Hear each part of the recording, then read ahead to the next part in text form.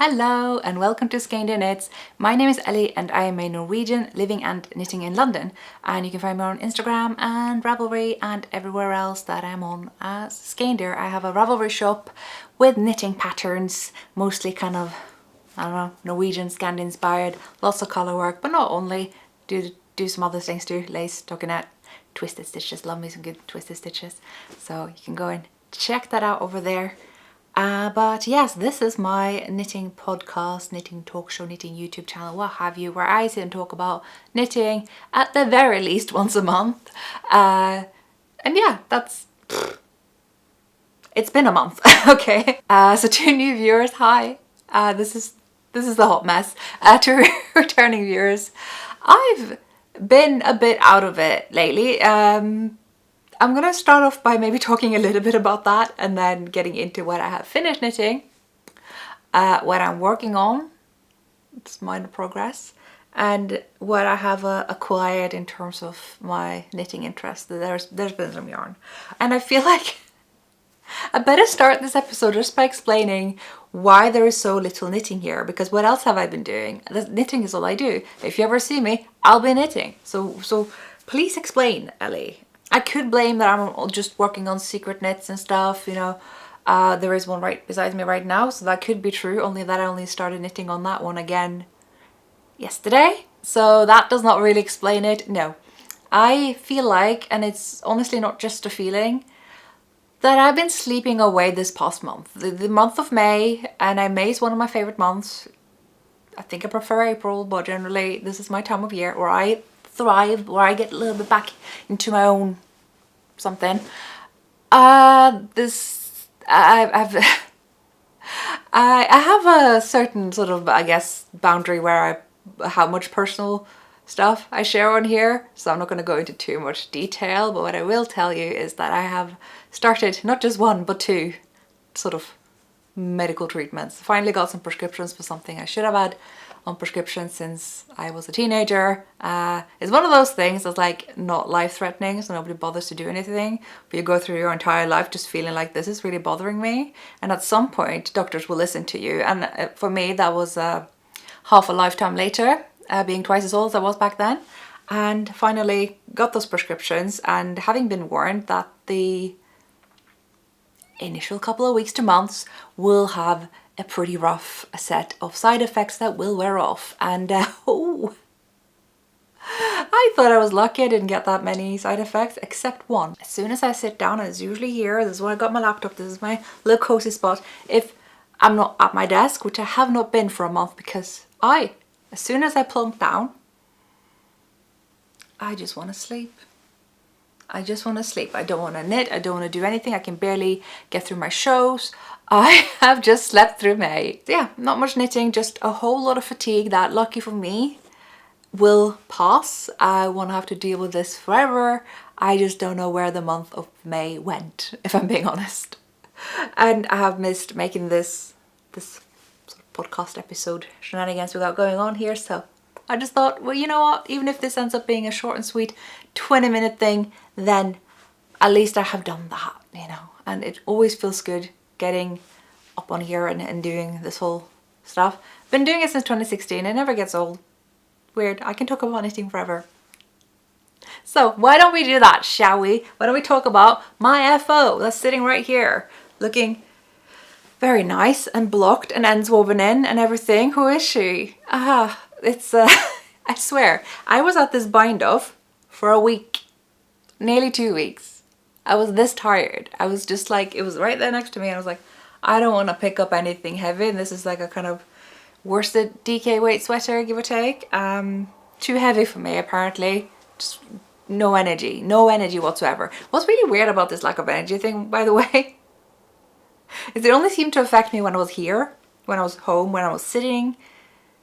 I have been going on some extensive walks. I've been everywhere this past month. I walked all over London, especially this part of London, and I could get really far by foot, I realised. And I have been to Essex, I have been to Northampton, I have been out to Kent. Not by foot, that'd be wild. I've just, you know, it's been a busy time. Anyway, I was talking about this project.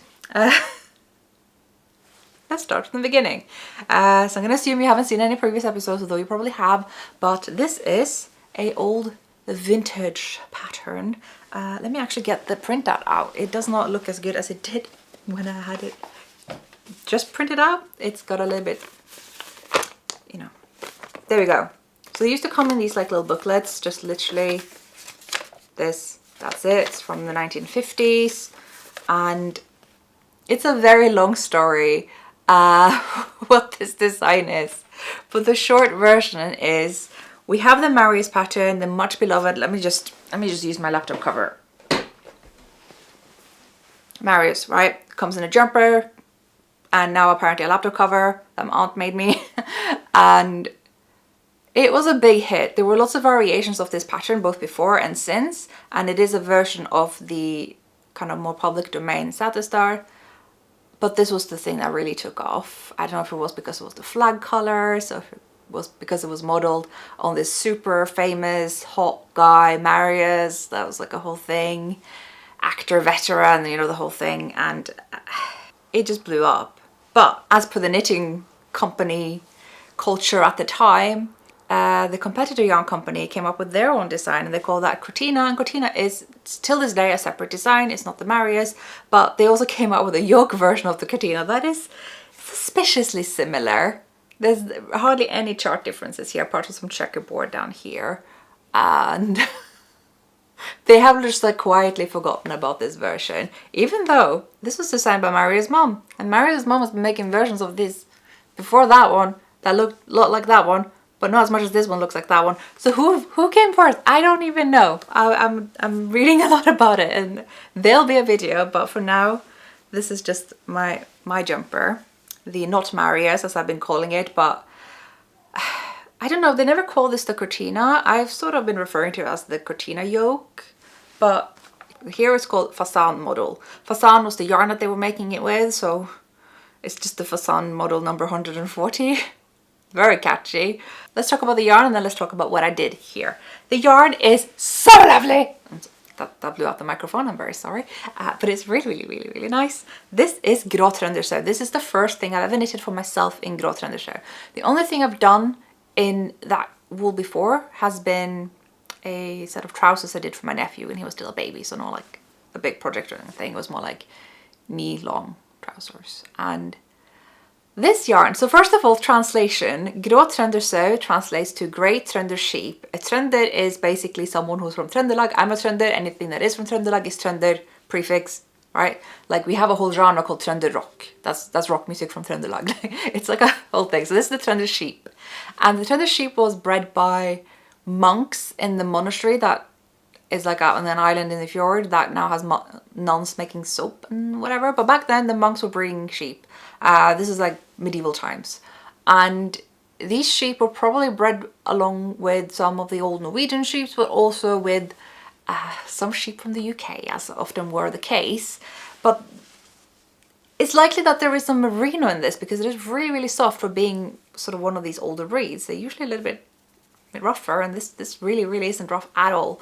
And so the leading theories as to how merino got to Norway, even though that's not a native breed here at all, and are not really suited for the climate, that's probably because the Romans brought some merino to the UK. So because of the Romans, I've got this now. So yeah, it's really soft. Like every time I look at this, it just looks kind of rough. Like it has this sort of like Shetland black color to it, and and also Shetland has the same kind of like turn of surprise, which I'll get to in acquisitions, where I think it is rough. It looks like it would be. You sometimes see like little twigs and stuff in this yarn, and then every time I touch it, I'm like, ooh. Right, it's like this project that I have laying here I've had for eons. That is the Piping Hot Sweater by Lily Kate. Also, this is Shetland black, literally. It's so soft. There's something about these naturally coloured, undyed, darker wools that it's just nice. So this is definitely going to be very lovely and wearable. It's still a bit damp. I need to put it back down again in this shape after, but. And other information I have about the yarn is that it's 100 grams and about 200 meters. So that would suggest that its worsted weight when I was looking at the strand is more of a DK, I would say. But the yarn's from Ytterdueskar good. So this is kind of their logo. Wow, that actually worked. But yeah, that's them. I managed to get a whole sweater quantity of this at the Christmas market in my hometown, I think at the end of 2021, I think. And I am so glad I finally knitted it up. This was not something I wanted to just sit in my stash. I just wanted to have used it, to have enjoyed it, and I have. So that leads me to what I have done with the pattern, because this pattern has 3 sizes and 0 schematic information. And I do mean 0. We're not saying it's lacking a drawing. It's lacking any measurement. There's nothing here. The only information is sizes 40, 42 and 44. I'm assuming that's referring to European clothing sizes.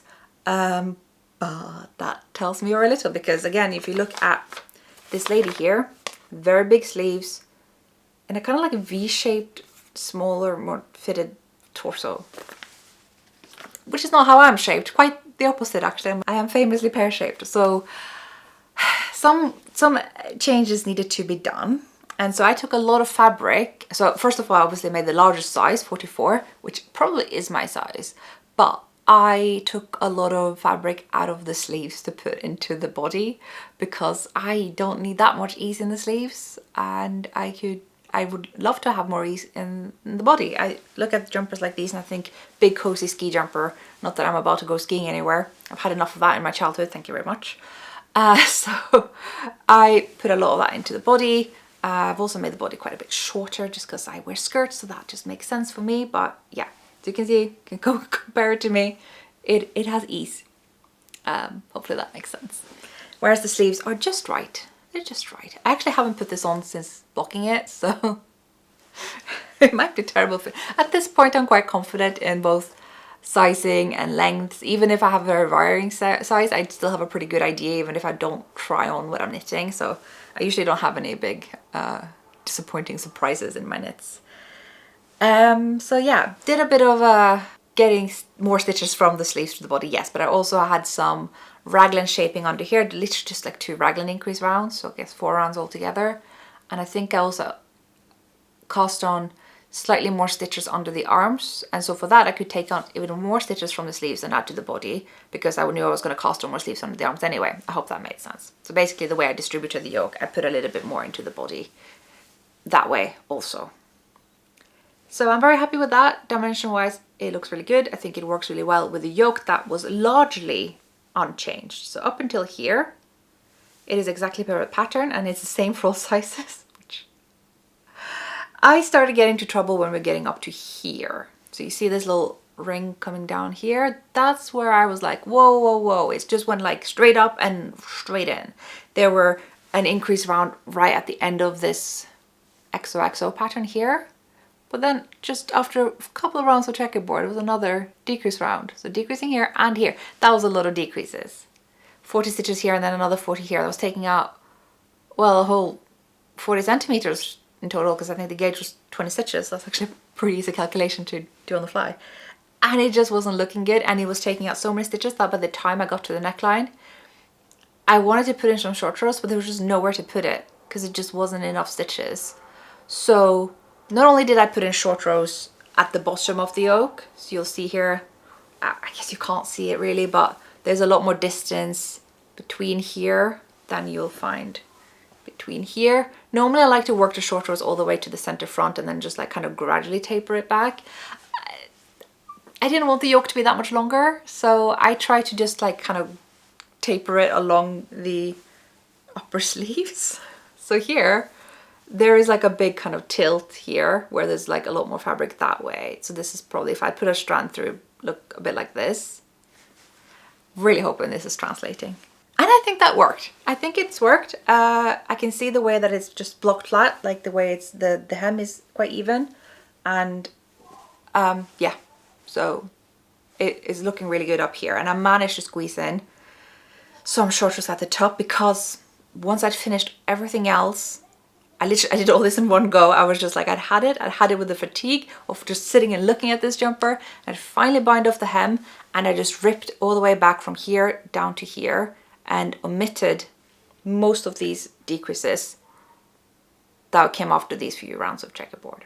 So I think I did an 8 stitches rather than 40 there. So I just put in 8 because that, I still needed it to work with the 8 stitch repeat here, and I wanted to take out some stitches but not that many, so that worked out. And then I just had, I think, a total of 17 centimeters extra in fabric going all the way from here up to here. And then I started doing a very weird, would never have put this into my own pattern, but it did work for the modifications I needed it for, where I was decreasing as part of the first round of short rows. I was only working from here to here, so not as much in the front as I would normally do. I think it looks good. I think it worked.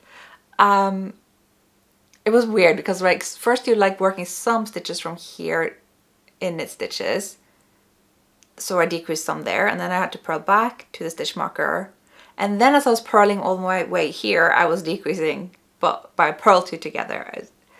This just worked out. I had put in markers making sure they were placed exactly evenly, and then once I'd done the short rows, I placed some more decreases just before the rib, just at the back between my fingers here, and just at the front.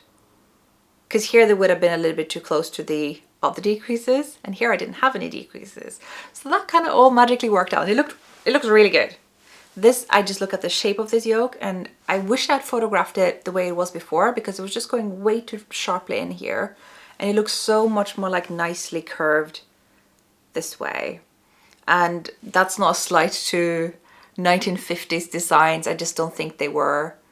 I mean, I know for a fact that they weren't incorporating all these like advanced short row type things.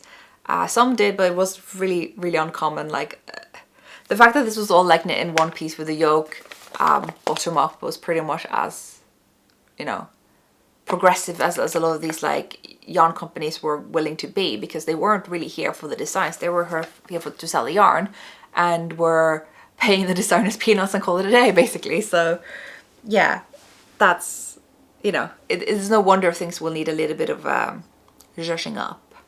So that's, I'm very pleased with that modification, with all of the modifications. Apart from that, I stuck to the pattern when it came to the twisted rib for the whole thing. It's not something I do that often, and it's been a nice little touch. Just why not? It's supposed to be obviously have a big turtleneck in the darker color. I just didn't do that. I guess if I had done that, it would have looked more like intentional, that it's supposed to have the dark color throughout, which clearly I didn't do. I inverted the colors somewhere along the zigzag checkerboard at the bottom here, because I had more of the darker color, so that made sense for me. But it does make it look even more like traditional Marius. So we can do a comparison so you can see the difference, the shocking difference. And at this point, so many years later, I just find that kind of funny. That's that. She's finished, she's done. The Cortina, not Marius. Fasan 140.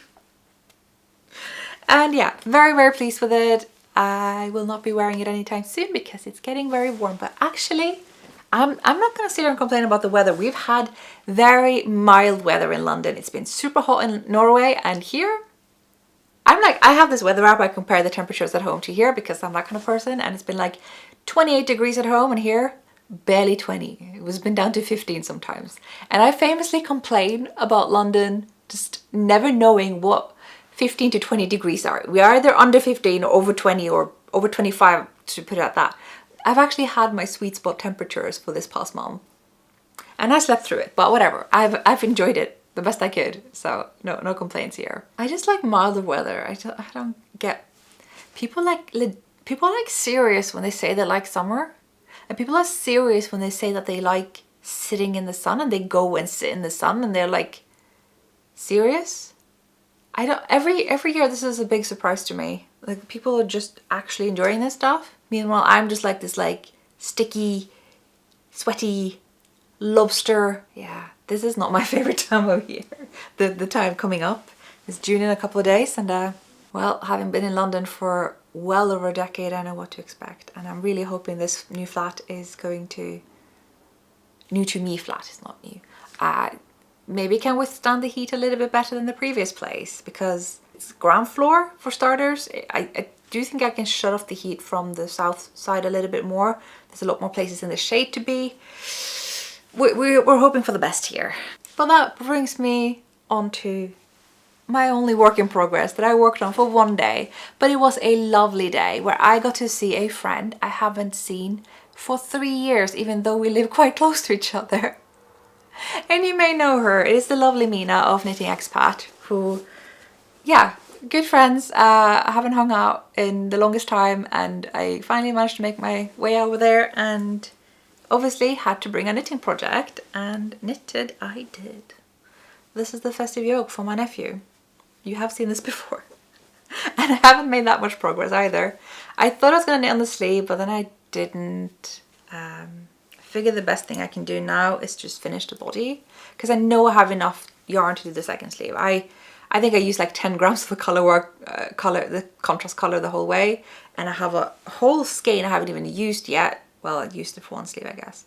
It will be enough. I'm good. So I'm now just knitting for the length of the body till I get tired of it. So all I've done since last time is the stag head that's here. Yep, that's that. But it's something to report. So quick summary of what this is. This is in Järbro yarn. So Järbro Gastrique is nice. It doesn't exist anymore, but they do have Järbro 2-ply yarn, and I think it's the same. I don't know. I hope so. This is a very lovely yarn. And I am knitting my own pattern.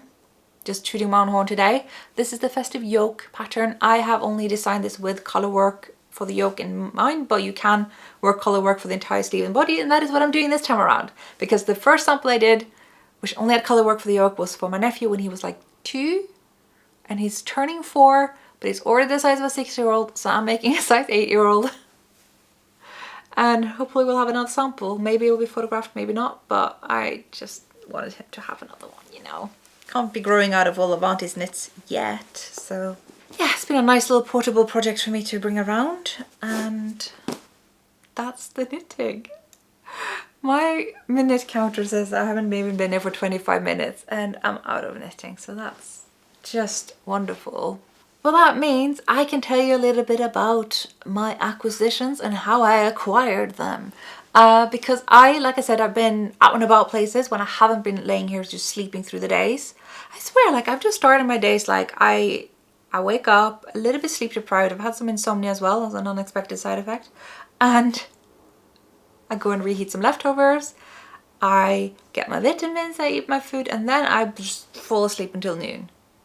And I don't know if it's like a direct result of having breakfast. But yeah, so luckily I wasn't feeling that way this particular day. I got news that Riverknits in Northamptonshire were going to have an open day. And I know they've had these open days before and I've always missed out and I always wanted to go. And this time I managed to go because I found out just in time and got the train up there and got to see some lovely, lovely people. Some I met before and some I haven't spoken to and some I haven't seen in years. Yeah, worth it. Worth the whole, I mean, I'm making it sound like there was a big cost getting there. I mean, apart from me being in the state that I am and, you know, travel's always travel. It was so, so lovely. Just going to a yarn event, big or small, it's always medicine, honestly. It is just nurturing. I can't even tell you. It's just, yeah.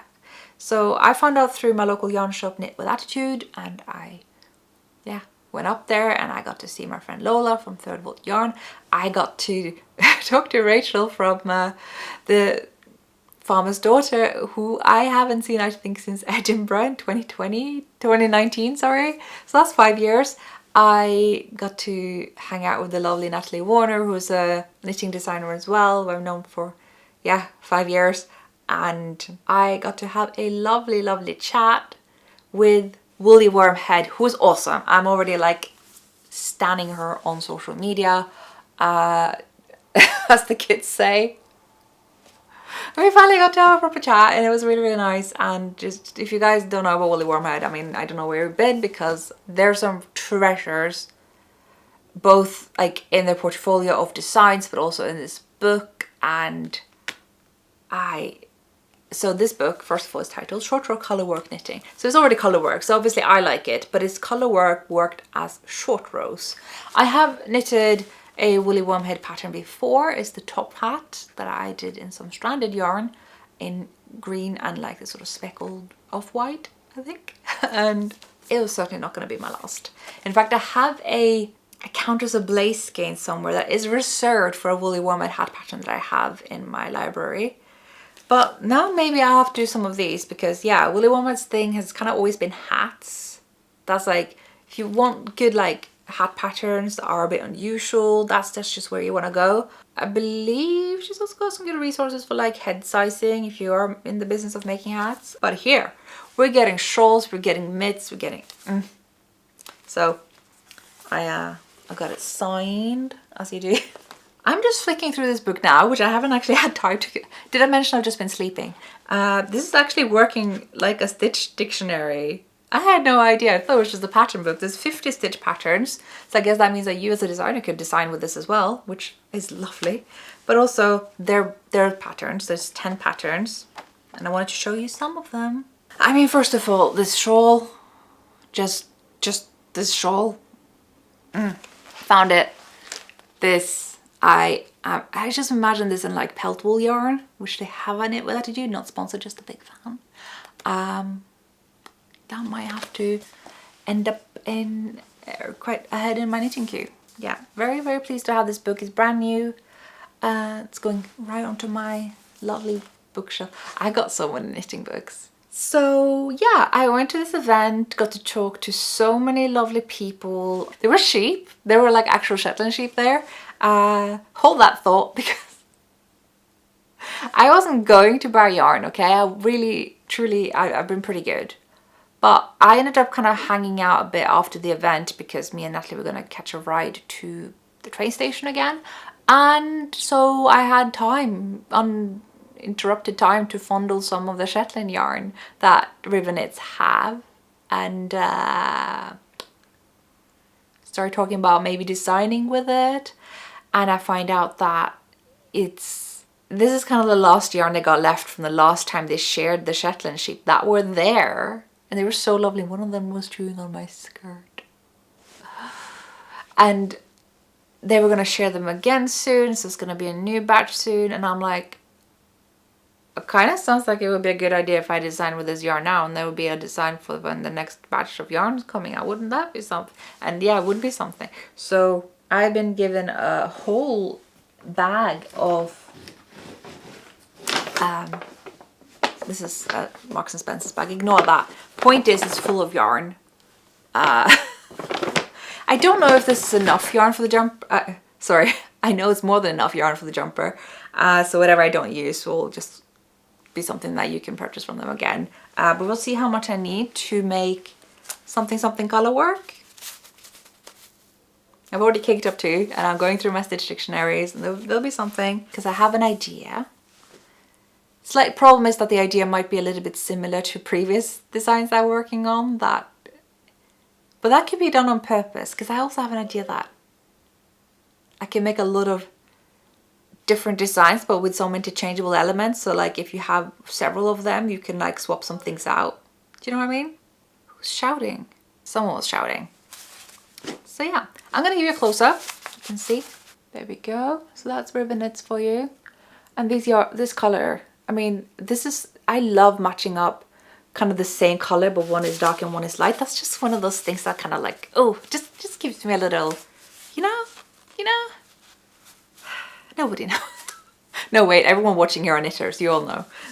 So this is the Northampton Shear. That's what it's called. Yeah, so let me just read a little bit from the back. It's 100% Shetland wool from Brownstone, Northamptonshire, UK.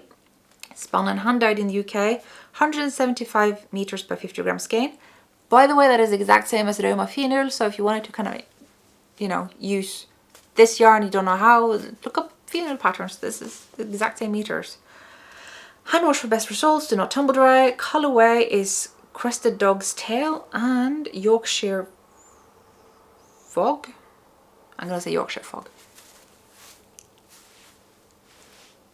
So I'm going to stop being silly now. But yeah, I have an idea. I'm thinking pullover. I do love a cardigan, but I'm thinking pullover. That's all I'm going to say about that for now. And that, I think, wraps up the Riverknits open day. But yeah, it was really lovely. It's quite a small event, and I'm increasingly partial to smaller yarn events. I just really like them and would go again for sure. Definitely check it out if you have the chance. I think they do them once a year or something. Oh, maybe more. I don't really know. I don't pay attention to things. I was just lucky to hear about it like 3 days before it was happening. So that's kind of everything I've got. So that leads me to some personal stuff that is very exciting. I almost feel like it is a little bit too early to announce, but there's really no reason to think this isn't gonna go through at this point, so I guess I can say it. I'm getting a dog, like for real. I swear I've had the coldest feet this past month when I wasn't sleeping, and yeah, so I've seen her, I've met her, I've held her. I'm just a little picture here. She's so cute. Oh, she's look at the little schnauzer nose. It's absolutely a miniature schnauzer. She's mostly black. She has a little like kind of white spot on her chest that, going by previous dogs we've had, would probably like spread out and become like a bit of a grey kind of thing, but okay. She's very cute. She was very sleepy when I was there, and yeah, just kind of slept on my lap and just... I expect as soon as she's here, the sort of 2 months to 2 years demonic age will just immediately start and she will chew through everything I own. And I can't wait. It's gonna be so good. So yeah, I have, you know, paid my reservation. The breeder just started a WhatsApp group chat literally just now. It's happening. I'm just looking ahead. I've just bought a dog crate. There's a lovely big soft bed inside of it. There's like 4 different chew toys. I've got some dentist sticks. I've got a food and water bowl. I've got like a Kong, the kind of things that you like fill up with peanut butter and freeze, so they have something to kind of like focus on. I got a snack bag because in my mind, this is like my dog philosophy here, for anyone who wanted to know. Dogs don't understand words, but you're trying to communicate with them what you want them to do, and the dog is looking to you as kind of mama figure, as a source of what to do. But you can't communicate dogs, so you can communicate with words, but the dog doesn't understand words, so you can communicate with snacks. So I think it's a waste to just put all the daily morning and evening ration of food just in a bowl and let them have it. Like, use it in the beginning as a reward. Every time the dog does something that you want it to do, something that's good, you just want to, like, you know, bond, anything, pair the word yes with a treat, pair the word good with a treat. You hear some noises from the neighbours that you're worried that she's going to start barking at, just give her a treat instead. Like, just let her associate things with good things and just show her that, hey, you're quiet, so you're good, you have a snack. And just like have that snack bag literally just clipped to my skirt all the time and just ready to just like communicate with her through that is kind of my plan. Schnauzers are very, very smart. They are difficult to train, but they're also very trainable because they're so smart, but they're also like stubborn. Basically, I sound like I'm describing myself here. It's just smart and stubborn. Could have great potential, but it's just really, really difficult.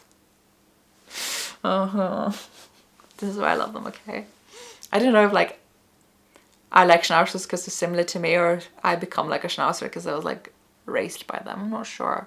There's like a photo of me as a toddler with like 3 schnauzers, and I just like say that I'm just like the Mowgli of schnauzers. That's just... So yeah, I got poopy bags. I've got like so many now. I'm so ready. I got leashes, like a little sort of puppy harness. I have everything I need except the puppy, the food, and I need some grooming and dental equipment. And I'd like to get another water bowl for the crate, I think. And that's that. I'm good. I'm ready. I'm prepared. I just have to wait a couple weeks, and then I gotta go and go get my baby because she's a little bit too young yet. I think she's about 6 weeks now, and there's no way they're parting with their mom until they're 8 weeks. So I'm just gonna have to sit here and wait and dream. But yeah, it's very exciting. I'm just looking around like, is everything puppy proofed? Like, I'm gonna get a playpen for sure in the beginning, but generally I think my flat is pretty puppy safe. Have outdoor space. It's good. But yeah, like I said, I've had a lot of, very often on and off cold feet this past month. I've really had a lot of doubts as to whether this is the right time to do this, because I I'm now for the first time living alone, which is a great time. I own this place, I can do whatever I want. I can have a dog, why not? But also, I am completely on my own. So if I need to do something that I can't bring a dog to, then what?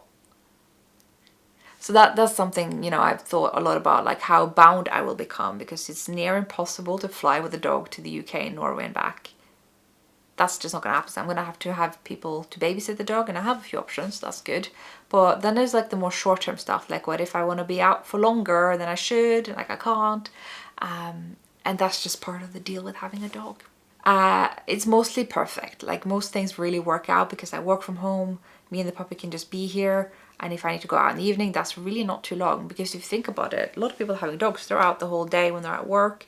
So that's at least 8 hours, like 8 hours plus commuting. I'm never going to be away for that long. So I think that's fine. But yeah, I'll always have to come home at night and stuff like that. But I also had to be like, well, Ellie, for real though, when do you ever go out beyond midnight? Never. You're not going to suddenly start missing it at the age of 34. So I think that'll be fine. But yeah, it's just like something I'm thinking a lot about now. I really got to be sure that I can do this. And I know I can. I've just had a lot of healthy doubts. And I think that's good to reflect on those things. And now I'm just very excited. So yeah, I have a name for her. I think it's a bit too soon to announce maybe, but yeah, I have a name thought out that I think works well in English and Norwegian. It is Norwegian, obviously. And I'm kind of also mentally preparing for the fact that I'm not going to be bothered speaking to her in English when I'm home alone with her. So any command I'm teaching her has got to work in English as well, because it's going to be mostly English speaking people around her otherwise. And most of the things work, like her name works, sit works, come works, like those are same. There are some things that I'm gonna have to like maybe substitute with a sound, or maybe pair up the Norwegian and the English words so that she gets both of them, like that works. So yeah, I've been joking that I'm having a bilingual dog, which why not, you know? So yeah, I'm so excited. And yeah, in terms of these kind of medical side effects I've been writing through, I mean, I've been already going through them for a month, and it is actually getting better. There are some days is rough. Today's actually been really good, and I don't know if that was to do with the fact that I was out yesterday, and so when I came back home like 9-ish, I was just so tired from having been on my feet all evening that I slept like I was dead. Like it was one of those like nights where you just know you've not been tossing or turning around, just like I was off, switch was off, and it was off until my alarm rang in the morning, and then some. So I think I must have got a lot of like deep REM sleep throughout that night, and maybe that means I'm back to normal again and I'm not napping throughout the day. I don't know, but exciting times. Even if my side effects kind of overlaps to a degree with when I get the puppy, that's kind of fine. I have been more than capable of getting up on my feet to go on these walks and stuff. So yeah, if anything, I'm very happy to be having this company when I've not been having that much energy. And I'm just stupid excited. It's gonna be so good. My little girl.